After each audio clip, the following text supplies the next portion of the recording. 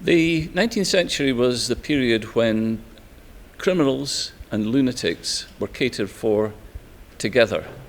Prior to that, people who had mental disorders were simply a subset of the criminal justice system, or they were put into a general asylum.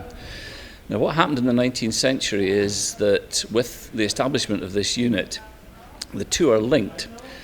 And what it allows us to see is that many of the issues that we're facing now were there already in the 19th century, and the Victorians were trying to establish a system to deal with them. Now, that includes, how do you define someone as insane? Who authenticates it?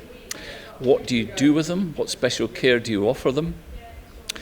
How do you rehabilitate them when eventually they become sane?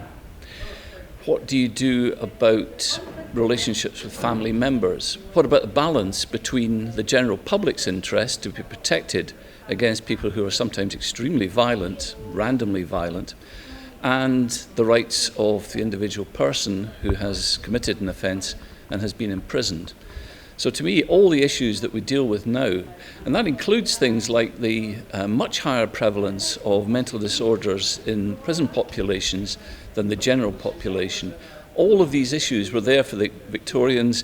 They tried to work through them in the ways that they could, and to me, I think we can learn quite a lot from them.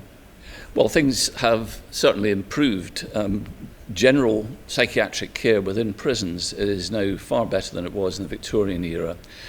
The other main difference is that from the 1950s and the 1960s, most of the modern psychotropic drugs which are used to manage the symptoms of psychiatric disorders have only been available since the 1950s and the 1960s.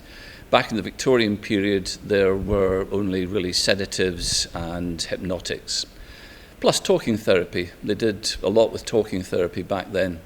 Especially that the chaplain was particularly important, and some of the men in the prisons that I work in do talks in tell me that prison chaplains still do quite a lot of counselling for prisoners with mental health problems.